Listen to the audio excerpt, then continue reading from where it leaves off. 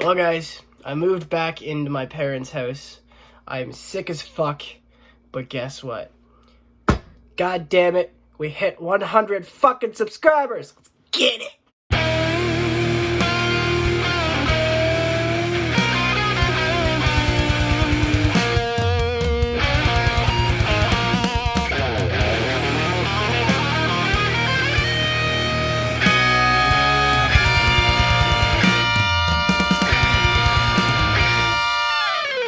Alright, so for this video, I'm so fucking pumped because I have my good friend Jared again joining me for this video. If you want to check out his channel that he now has called Slashbacks, I will post his link in the description down below. This video will be all about top 5 favorite horror movies of all fucking time. Yeah! There aren't going to be any remakes in this bitch because no, just the original shit. Okay, so going off my 5th horror film, it would have to be Curse of Chucky because it's, and I'm not saying that it's a bad film or anything. They're not in any way, shape, or form in a fucking list or a ranking, I guess. It's just out and about, I guess. Fuck it. Curse of Chucky. I really like the fact that Don Mancini brought the film, or the franchise in this sense, back to its roots, to the original film, giving us more of that mystery vibe. Like, we already know that Chucky is responsible for all this shit, but at the same time, I really like the fact that we get to see less of, Chucky, you know what I mean? We get to see the fucking doll from the very beginning, but we get to see, we don't get to see explosive Chucky until, 35 minutes into the film, which I really like because it's very reminiscent to the first Child's Play film, where the moment we actually see Chucky come to life on screen is where he just fucking loses his mind. He's screaming at Karen Barkley saying you stupid bitch, you filthy slut. Yeah, whatever. Another thing I like about Curse of Chucky is that it has a very, very dark mood and atmosphere. Much like Bride of Chucky, it's really a smart way to go with this film because the previous film, we all know, fucking bombed. Unfortunately, because Seed of Chucky could have had so much fucking potential. But no, Curse of Chucky, that's it. I also like the fact that Fiona Dourif is in this film, Brad Dourif's daughter. She looks almost identical to Brad Dourif, which is kind of fucking creepy, but it actually it's kind of cool at the same time. That's my number 5. Going on to number 4 would have to be Halloween 4. The Return of Michael Myers. The reason behind that is because I honestly think, I can't remember exactly, but I honestly think that Halloween 4 was the first film, or the first Halloween film that I've ever watched. And there's just something about the film that makes me fucking love it. It just gets me in that Halloween mood, you know what I mean? Not necessarily the Michael Myers mood, but I'm talking about October and fall. It's a very festive horror film. It genuinely feels like Halloween night. And many people may disagree with me on this, but I actually really like the Michael Myers mask in this film. I understand it's not the same mask as the first film or the second film. I understand that. You gotta understand that mask is now destroyed. The original Shatner mask from the first film. And I'm not talking about, in general. I mean, from, the movie part of it. Halloween 2, he burns in the hospital. So therefore, what's the fucking point of having that mask?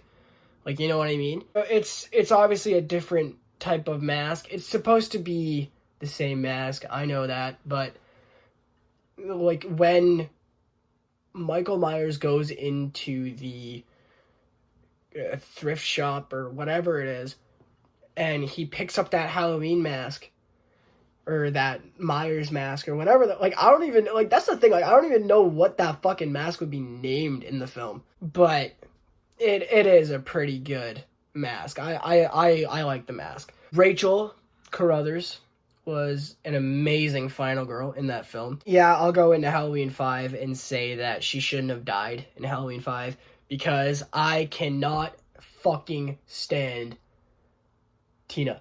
I think that's her. Yeah, Tina? Yeah. I don't know. Oh, man, Tina's a fucking psycho. Anyways, back to Halloween 4. Yeah, Halloween 4, it's just a great film to watch. It really gets me in the mood for Halloween anyways. Like, fuck, man, I'll put it on Christmas Day and I'll feel like, oh my god, I want to put a fucking mask on and go trick-or-treating. Fuck yeah. Halloween 4 is my number 4. Also, I like the fact that they brought in Danielle Harris for this film. She was okay. She was, like, I felt like she could have done a better performance, but, you know, she was a kid at the time. It's okay. She knocked it out of the park, but I feel like there could have been moments that were, like, could have been better. Number 4 is Halloween 4, Return of Michael Myers. So, number 3 would have to be, yes, that rhymed, Scream. The reason why I like this film is because it's typical 90s slasher horror film. It's just like, I can't remember when that film takes place. I don't know if it's in the summer or fall, but, you know, it feels like a very summer-ish movie. Like, it doesn't really feel like a Halloween movie, which I kind of like, you know, like, like, a horror movie doesn't always have to be in October or November.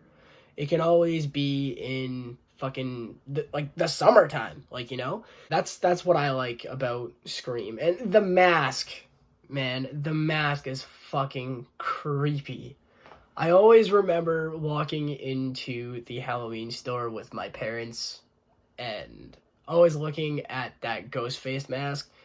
And I remember the one time my dad actually bought the ghost face mask, and it was like, he bought the fucking robe and everything, man. It was the coolest fucking thing ever. I love that mask. It's badass, man. Neve Campbell she's an amazing final girl. She has her moments of stupidity. They probably put it in the film for comedic relief, probably, because basically this film is making fun of other, like, stereotypical films in the horror genre. Like, you know, like, the part when Sydney is running away from the killer, who is obviously her fucking boyfriend, and Stu, I think, forgive me if I'm wrong. Haven't seen the film in a long time. Sydney is running away from Ghostface, and the fucking, like, the door is wide open, okay? Fucking go that way instead of going up the stairs. Why? I understand it. I guess it's probably because they were making fun of the whole fucking type of film that other fucking, like, you know, it's just like stereotypical type comedy shit, I guess. And number 3 is Scream. Number 2 would have to be It. The original 1990 It. Stephen King. Oh man, that film is fucking creepy. Aside from all the 90s cheese in this movie, it's fucking creepy, man. I don't really, like, I'm not afraid of clowns or anything, but, like, holy shit, man. Tim Curry? Oh my god. Like, there's moments where he's, like, a happy clown, like, hiya, Georgie, you know, like, you want a balloon? And then it's like, don't you want it? Holy fuck, man, relax. Tim Curry is the fucking man when it comes to Pennywise. I'll say this, and I know I said I won't include remakes or anything, but nobody And yeah, there's gonna be people who are like, oh my god, fucking Bill Skarsgård is so much better. It's like, I gotta disagree. Tim Curry, like, I understand that it was a 1990 TV miniseries, so he has to be leashed, you know what I mean? He can't, like, Tim Curry cannot run around saying, fuck you, Bill, or, like, you know what I mean? Like, he can't rip people's heads off or anything, or fucking bite Georgie's arm off and show it. I kind of think that's the reason why I like this film a lot, is because they barely show it. I really like off-screen kills, because myself, I have a very creative imagination, so I can only imagine what, like, Georgie went through. Just the fact that it's just a fucking creepy film in general, like, you know what I mean? Like, the soundtrack is phenomenal. The mood and atmosphere is great, you know, like, it starts off with fucking, like, a rainy day, a very rainy day, and Georgie is just going down, like, playing with his boat, and it just feels like a 90s film. And it, like, I don't think there was any CGI, but, like, just the practical effects of it all, it just feels very nostalgic. I wasn't born in the 90s or anything, but, like, going back to this film in 2019 and thinking, like, holy shit, like, I was, like, what, like, 6 or 7 when I first watched this movie, and it just feels like I went back in time to watch this film. Like, I was in my old house watching it. Like, it's very, it just sets off a very nostalgic appeal for me. Number 2 is It, 1990. And my number one favorite original horror film. It's not a sequel, but I do like the sequel a little more. But at the same time, I really want to talk about this film. This film is Child's Play from 1988. I know I've went off the rails with my rants and how Don Mancini claims that he fucking owns this franchise. I mean, yeah, he owns this franchise now because he claimed full directorial rights after Bride of Chucky, hence why Seed of Chucky fucking sucked. But Child's Play is an amazing film. It's very mysterious. It's a very mysterious film. Much like Curse of Chucky, you don't see Chucky until like 35 minutes into the film. And that's what I love about it. The mystery of the film. The what if of the film, you know what I mean? Like, it's like, holy shit, like, we haven't seen this doll come to life in a long time. What if the beginning of this film was just a decoy of, like, just to set us off from the fact that maybe Andy is actually doing this shit. Maybe Andy killed Aunt Maggie. Maybe Andy he's just losing his mind, you know what I mean? But, plot twist, holy shit, it's actually a killer fucking doll. Even have the good guy doll behind me in his box. The doll itself is fucking cool, dude. Okay, here's the thing.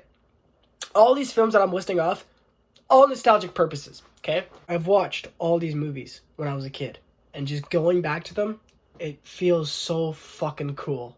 Just to be like, holy shit, I remember watching this movie when I was like fucking like 6, 7, 8, 9, 10. Like, however many fucking years ago I watched these movies. I was a kid, alright? I'm almost 20 now. It's fucking weird. But yeah, like, Child's Play, holy shit, man. Can't go into this movie thinking that you won't get scared. Who knows? Maybe there are people out there who are like, yeah, like, killer dolls aren't my thing. The movie itself just, it fucks with you. Like, it's obviously not meant to be a psychological horror film, but the way the film is utilized, it's like I said, it's like, oh my god, what if You know what I mean? Like what if it isn't Andy? What if it isn't Chucky? What if Chucky is just a figment of his imagination? And just the fact that Brad Dourif delivers so well in this film. He loses his fucking mind, man. Like, the beginning of the film where Charles Lee Ray, aka Chucky, is being gunned down by Detective Mike Norris. Brad Dourif is not afraid to scream, okay? He will fucking scream. I'm gonna get you, and I'm gonna get Eddie no matter what. Holy shit. And then when we see Chucky, like the doll, okay? The first bit of dialogue we get from Chucky is an explosive moment, right? I understand also that, forgive me if I'm mispronouncing his name, but Eden Gross, he was also a child who did the voice of the good guy doll. Hi, I'm Chucky. And then just for that to like change, like it's very smart way to go to have two voices. And then especially at the end of the film, okay, where I think I already said this in my Child's Play 1988 review, where you see Chucky, like the doll with a burnt head and it's just decapitated, and all you hear is, hi, I'm Chucky.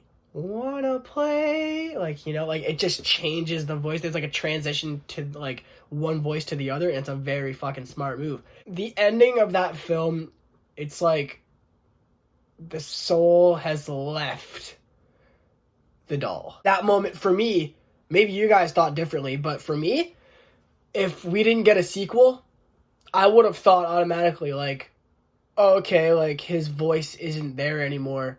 Or maybe he just doesn't have enough strength to be like, oh yeah, like, you know, like, I'm still here. But like, maybe it was like, if there wasn't a sequel, I totally would have thought that little part where it's like, hi, I'm Chucky, you want to play? Like, where they transition that voice, I totally would have thought that Charles Lee Ray's soul has left the good guy doll body. It's a very iconic ending as well. So that's my top 5 favorite horror films. I'm gonna leave it down to Jared now to talk about his favorite top 5 movies. So again, like I said, if you'd like to check out Jared's YouTube channel, Slashbacks, I will leave his link in the description down below. So take it away, Jared. What's up, guys? My top 5 horror movies are basically, I'm not going to do with the best, like what I think is the most best movie, what I think is the greatest movie of all time, best actors, best story, shit.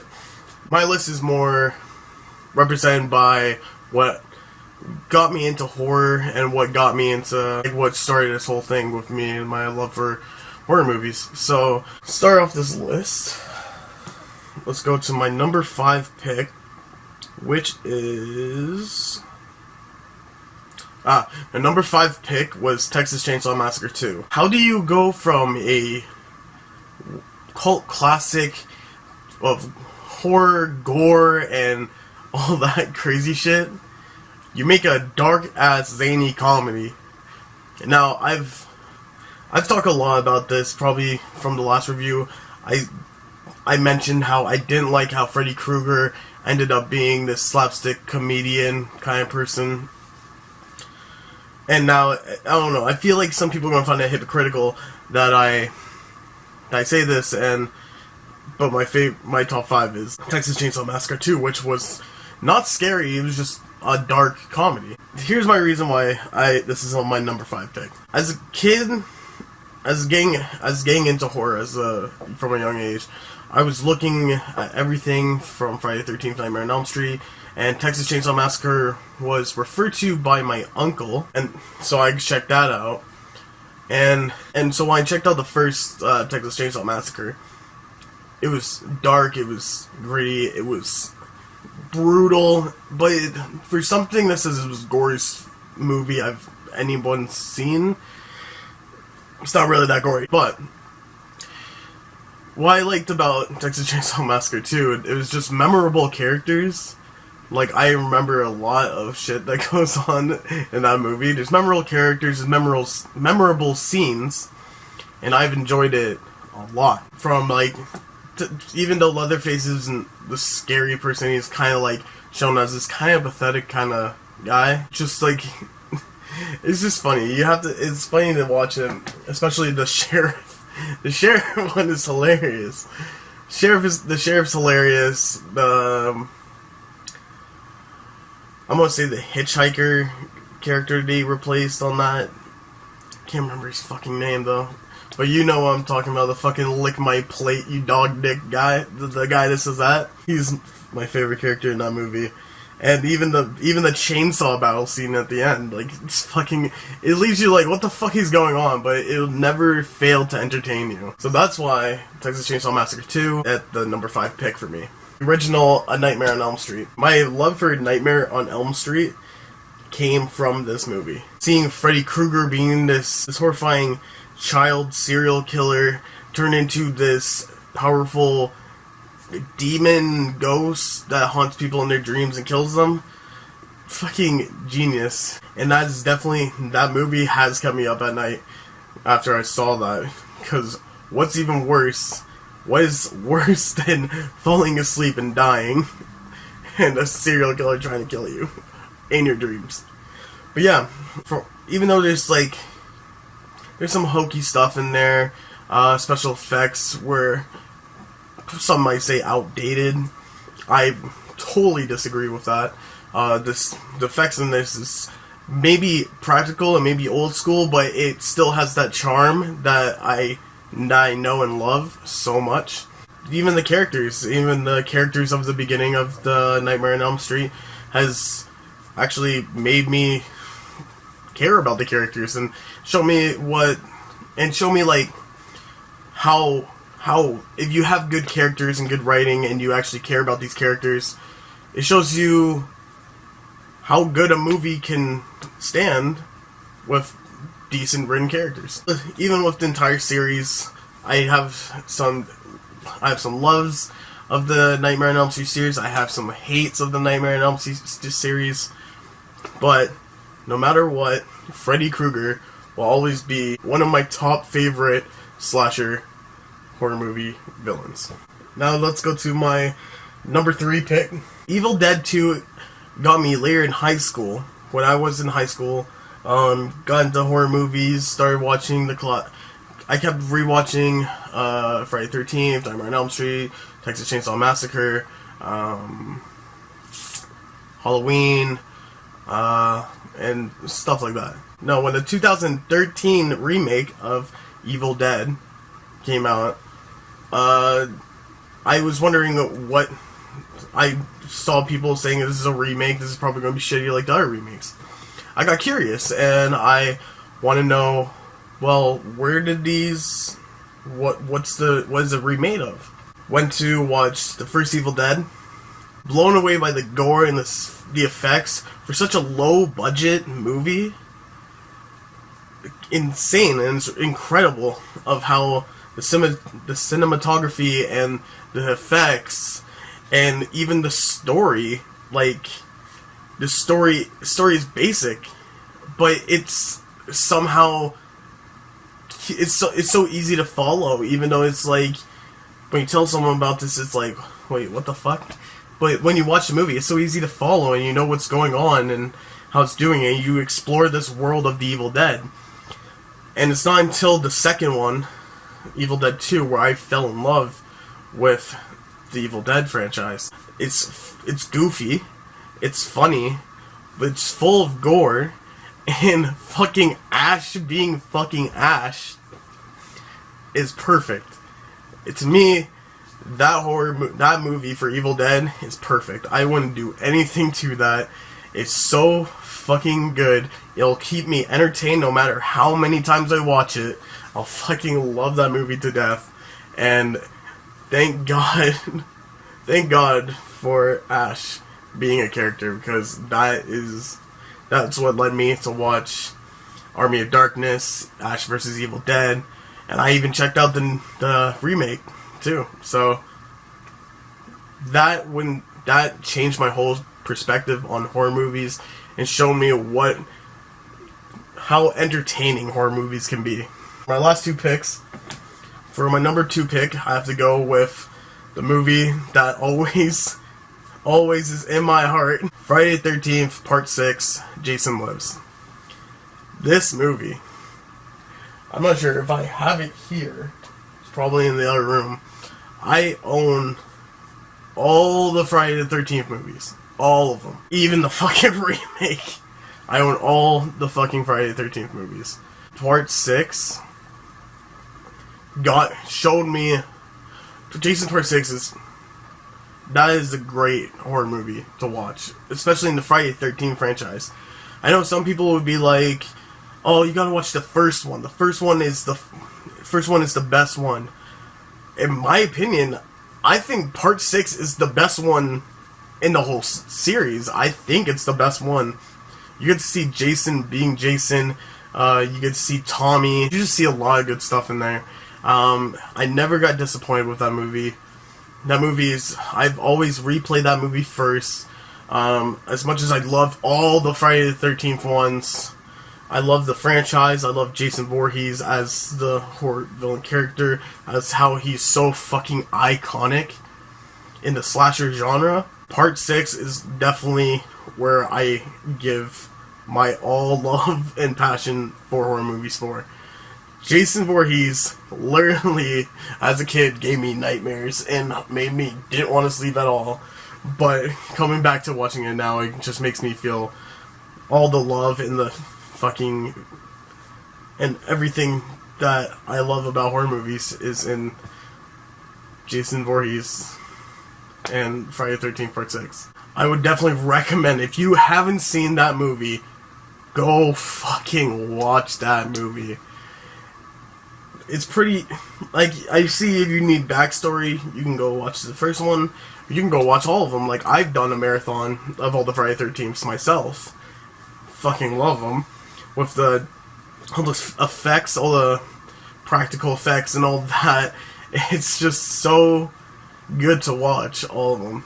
And it just leaves that nostalgia of horror movies to you, and definitely an entertaining one.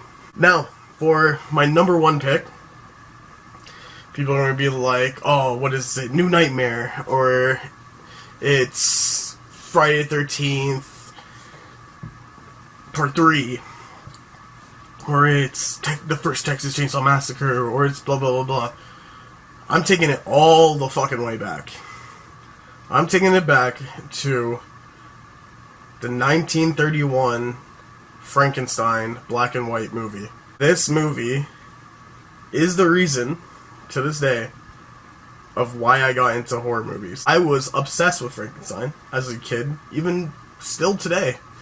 I'm obsessed with that movie, and even Mary Shelley's book, which the movie is based on. This old school classic horror movie that got me obsessed with the way horror movies are made and just got me full of the passion of horror movies. This movie has definitely began my love for horror movies and definitely led me on to seeing movies like Friday the 13th, movies like Nightmare on Elm Street, movies like Texas Chainsaw Massacre, movies like Halloween. I even owned this movie not only on DVD, but also on VHS. I think I own it twice on VHS. And I have replayed that movie a lot. A lot. Even though it's not, some people might think, oh, there's movies better than that. It's not even the best Frankenstein movie. In their opinions, I think, what the fuck are you talking about? This is the best Frankenstein movie ever made. This movie means so much to me. It inspired so much of what I do today and how I am today. I wouldn't get into horror movies without Frankenstein, and it literally impacted who I am as a person. For all the horror movies out there, the 1931 Frankenstein black and white film is my number 1 favorite horror movie. So that's it. That's my top 5 pick for my favorite horror movies. I got an announcement to make for everybody that's watching this. I have my own YouTube channel now. I have I have a YouTube channel called Slashbacks, where I'm going to be doing horror movie reviews, horror movie comparisons, horror movie rants, some little talk about discussions about horror movies, reactions to horror movie trailers, and the whole get-go. Thank you for Devin for getting me on this show for the first time when I did Nightmare on Elm Street Dream Warriors. That inspired my newfound passion to make videos and stuff. So, if you guys want to check my stuff out, I'm definitely going to be posting a video soon. And please check me out at Slashbacks. Thanks, guys. Alright guys, so one more thing before this video ends. I just want to give a quick thanks to Jared for joining me in my past couple of videos. I really appreciate it. I'm very, very, very happy that I inspired Jared to want to do his own YouTube channel. If you want, you guys can check out his YouTube channel, Slashbacks, in the description down below. I'm also very thankful for all 100 subscribers. I never thought this channel would go anywhere, to be quite honest. I was just doing it for shits and giggles at that point. But, I mean, the fact that we've reached, together, you and I, we've all reached 100 subscribers just means so much to me. So, there will be more videos to come. And maybe I'll do a live stream for 200 subscribers if I can figure how to fucking do it. But, thanks guys. Have a good one, fuckers.